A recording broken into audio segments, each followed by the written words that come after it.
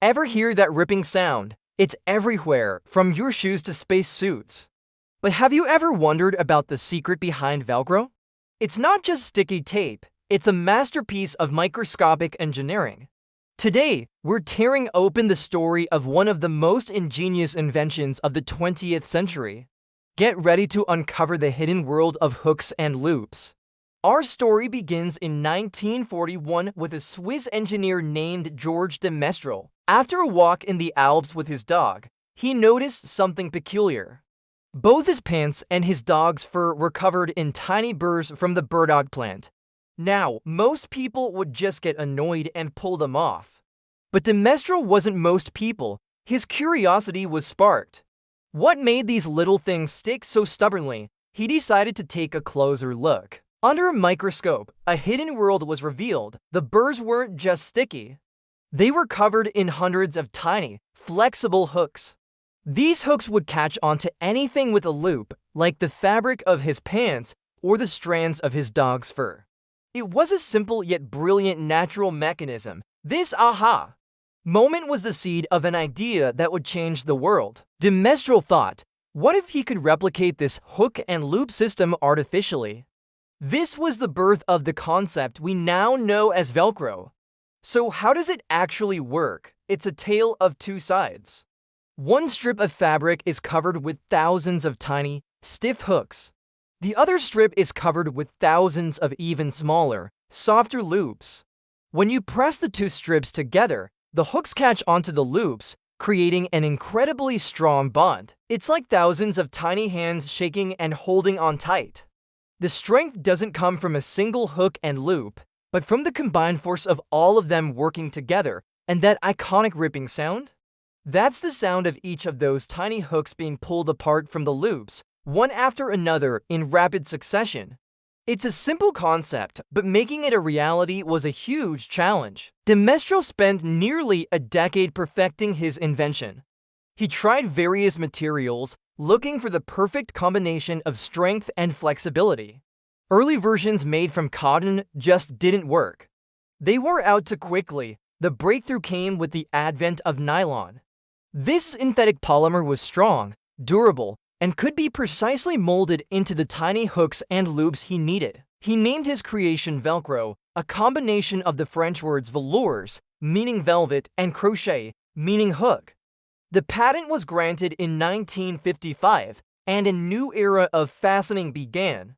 At first, the world wasn't quite sure what to make of this strange new fastener. It was seen as a novelty, something you might find in a gag shop. The fashion industry in particular was skeptical. They thought it looked cheap and called it the zipperless zipper. But slowly, its practical applications started to shine through. The aerospace industry was one of the first major adopters. Astronauts needed an easy way to secure items in zero gravity. Zippers were clunky with gloves on, and buttons were impractical. Velcro was the perfect solution. When NASA used Velcro on the Apollo missions, its public image skyrocketed. Astronauts used it to keep their pens from floating away, to secure food pouches, and even to hold their helmets in place. Suddenly, Velcro wasn't just a novelty, it was space-age technology. This association with NASA gave it a cool factor that it desperately needed. From the moon back to Earth, its popularity exploded. Soon, Velcro was everywhere. The fashion world, which had initially shunned it, finally came around. It started appearing on children's shoes, making it easier for kids to dress themselves. It was used in jackets, bags, and wallets. The sporting goods industry also embraced it. Ski boots, gloves, and protective gear all benefited from its adjustable and secure grip. Think about it, from the sneakers on your feet to the blood pressure cuff at the doctor's office, Velcro's applications are incredibly diverse. It's used in military gear, adaptive clothing for people with disabilities, and even in art installations. It has become a quiet, indispensable part of our daily lives. So how is this amazing material actually made? The process is fascinating. It starts with weaving two separate strips of nylon. For the loop side, the nylon is woven into dense, uncut loops. For the hook side, the process is a bit more complex. The nylon is woven into loops, just like the other side, but then a special machine comes in. A blade cuts the tops of these loops, creating the stiff open hooks.